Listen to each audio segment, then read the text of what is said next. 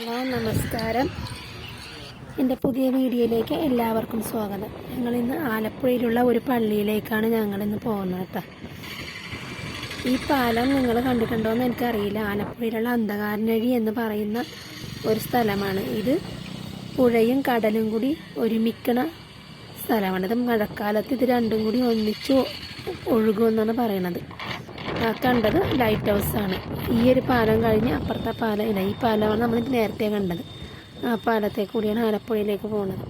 ഞങ്ങളിന്ന് പോകുന്നത് ആലപ്പുഴയിൽ അർത്തിങ്കൽ എന്ന് പറയുന്ന ഒരു പള്ളിയിലേക്കാണ്. എല്ലാ വർഷവും ഞങ്ങൾ തിരുനാളിന് പോകാറുണ്ടായിരുന്നു. ഇത്തവണ എനിക്ക് പോകാൻ സാധിച്ചില്ല. അപ്പം അതുകൊണ്ട് ഇപ്പോൾ വെക്കേഷൻ അല്ല, അപ്പം മക്കളെയും കൊണ്ട് ഇന്ന് പള്ളിയിൽ പോയി വരാമെന്ന് വിചാരിച്ചു. കാരണം ഇനി സ്കൂളും കോളേജും തുറന്നു കഴിഞ്ഞാൽ രണ്ടുപേരും പോകും. അപ്പോൾ പിന്നെ എനിക്ക് പോകാൻ പറ്റില്ല. അപ്പം ഞങ്ങൾ പള്ളിയുടെ ഫ്രണ്ടിലെത്തിയിട്ടാണ്. പെരുന്നാൾ ജനുവരിയിലായിരുന്നു കേട്ടോ. അവിടുത്തെ പെരുന്നാൾ കഴിഞ്ഞിട്ട് ഇത്ര മാസമായെങ്കിലും പന്തലഴിച്ച് മാറ്റിയിട്ടില്ല. പന്തലെന്ന് പറഞ്ഞാൽ മേളിൽ കാണാണ്ട, എല്ലാം ഷീറ്റെല്ലാം അഴിച്ച് മാറ്റി. എങ്കിലും ബാക്കിയുള്ള സാധനങ്ങൾ അങ്ങനെ തന്നെ നിൽപ്പുണ്ട്. അത് പതിയെ ആയിട്ട് കുറച്ച് ഇപ്പോൾ അഴിച്ച് മാറ്റിക്കൊണ്ടിരിക്കുകയാണ്.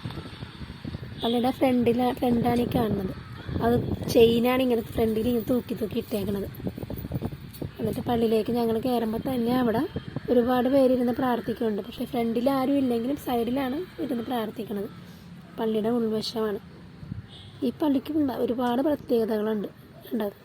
ഒരുപാട് പ്രത്യേകത എന്ന് പറഞ്ഞാൽ ഈ പള്ളി പണിത് വെച്ചേക്കണത് കരിങ്കല്ലിലാണ് ഈ പള്ളി മുഴുവനും പണിതേക്കണത്. അത് കാരണം പള്ളിയുടെ അകത്ത് ഒരു ഫാൻ പോലും വർക്ക് ചെയ്യണില്ല. നിങ്ങളത് ശ്രദ്ധിച്ചാൽ കാണാൻ പറ്റും. എങ്കിലും നമുക്ക് ആ പള്ളിയിലിരുന്ന് അന്ന് ചൂടെടുക്കേ ഒന്നുമില്ല. നല്ല ഒരു തണുപ്പാണ്, ഒരു കൂളിങ്ങും ഒരു ഏകാഗ്രതയും. പ്രാർത്ഥിക്കാനാണെങ്കിൽ നമുക്ക് എത്ര മണിക്ക് ഇരുന്ന് പ്രാർത്ഥിച്ചു കഴിഞ്ഞാൽ നമുക്ക് സമയം പോണതേ അറിയില്ല. ആ ഒരു പള്ളിയുടെ ഉള്ളിലിരുന്ന് പ്രാർത്ഥിച്ച് നമുക്ക് സമയം പോണത് അറിയാതെ നമുക്ക് ഇരുന്ന് പ്രാർത്ഥിക്കാം. ഞങ്ങളുടെ പള്ളിയിൽ നിന്നിട്ട്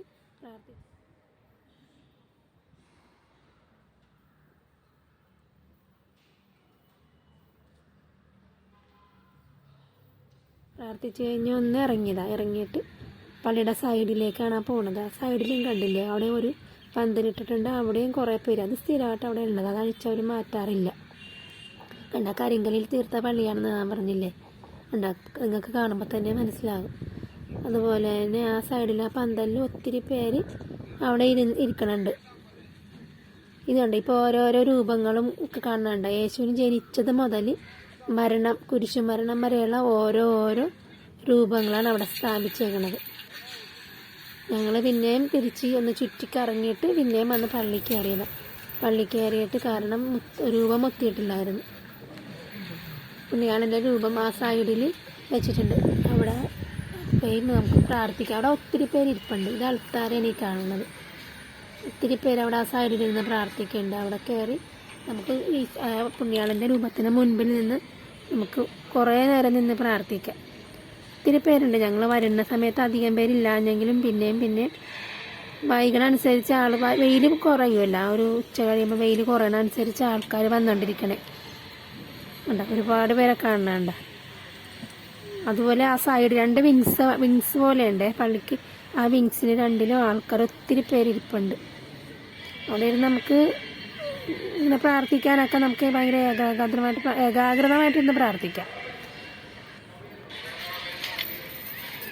ഇത് ആ സൈഡിൽ കൂടി കയറണം. സൈഡിലെ എല്ലാ ഡോറിലും ചെയിനാണ് ഇങ്ങനെ തൂക്കിയിട്ടേക്കുന്നത്. എല്ലാ ഡോറിലും അതെന്താണ് ഉദ്ദേശിക്കുന്നതെന്ന് എനിക്കറിയില്ല. ആ ചെയിൻ അങ്ങനെ തൂക്കിയിട്ടിട്ടുണ്ട്.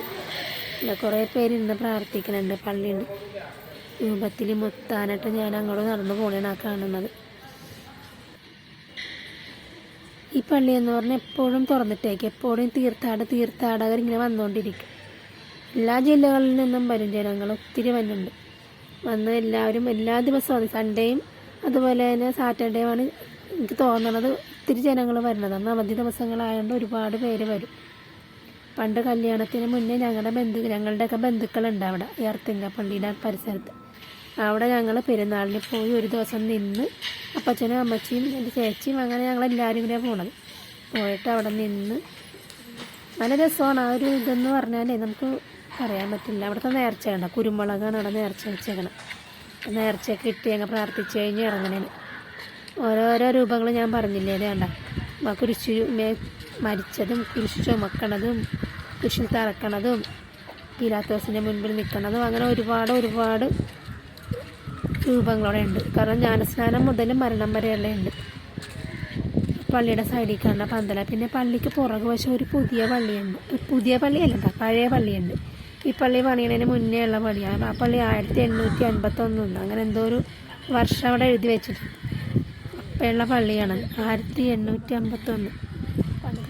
ആ പള്ളിയിലും ഞങ്ങൾ പോയി പള്ളിയുടെ ഉള്ളിൽ കയറി പ്രാർത്ഥിച്ച്.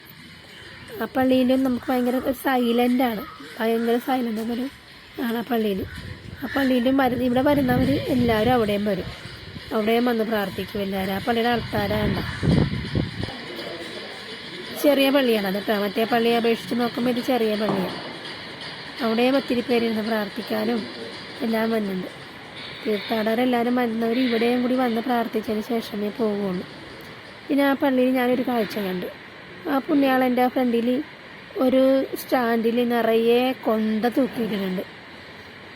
എന്ന് പറഞ്ഞാൽ നിറയെ കൊന്ത. ആ കൊന്തയുടെ ഇടക്ക് കുറച്ച് ശബരിമലക്ക് പോയിട്ട് വരുന്ന വിശ്വാസികളുടെ മാല കണ്ടില്ലേ? ശബരിമലക്ക് പോകുമ്പോൾ നമ്മൾ മാല ഇടൂലേ, അതുപോലത്തെ കുറേ മാലയും അതിൻ്റെ ഇടക്ക് ഞാൻ നോക്കിയപ്പോഴേക്ക് അയ്യപ്പൻ്റെ രൂപമുള്ള ഒത്തിരി മാല കണ്ടു. അത് കുറേ ഇത് കണ്ടില്ലേ, കൊന്തയും അതുപോലെ ശബരിമലക്ക് പോകുന്ന ആൾക്കാരുടെ മാലയുമാണ് ആ കിടക്കണത്. ഇതിൽ ഇവരുടെ ഒരു വിശ്വാസമാണ് അയ്യപ്പൻ്റെ അടുത്ത് ശബരിമലയിൽ പോയിട്ട് വരുന്നവർ കുറേ പേര് ഇവിടെ വന്നിട്ടാണ് മാല വീടുന്നത്. അതൊക്കെ ഓരോരുത്തരുടെ വിശ്വാസമാണ് അവരുടെ. അയ്യപ്പനും ഈ പുണ്യാളനും സെൻറ്റ് സെബാസ്റ്റ്യൻ പുണ്യാളൻ എന്നാൽ വെളുത്തച്ഛനെന്നാണ് പറഞ്ഞത്. അർത്തിങ്കല വെളുത്തച്ഛനെന്ന് പറഞ്ഞാൽ വെളുത്തച്ഛനും സഹോദരങ്ങളാണെന്നാണ് ഒരു വിശ്വാസം, ഐതിഹ്യം. എനിക്കത് കറക്റ്റായിട്ട് അറിയില്ല. അപ്പോൾ അതുകൊണ്ടാണ് അപ്പോൾ എന്നെ കാണാൻ ശബരിമലയിൽ വരുന്നവർ എൻ്റെ അനിയനെയും കൂടി കാണണമെന്ന് പറഞ്ഞിട്ടാണ് ഇവിടെ വന്ന് പോണത്. ഇത് കണ്ട ഒരു പള്ളി, ഒരു കപ്പലിൻ്റെ രൂപം പോലെ പണിത് വെച്ചിട്ട് അവിടെയും ഒരു പുണ്യാളുടെ രൂപം വെച്ചിട്ടുണ്ട്. എല്ലാവരും ഒന്ന് ലൈക്ക് ചെയ്യണേ, ഷെയർ ചെയ്യണേ, സബ്സ്ക്രൈബ് ചെയ്യണേ. ഇനിയുണ്ടോ?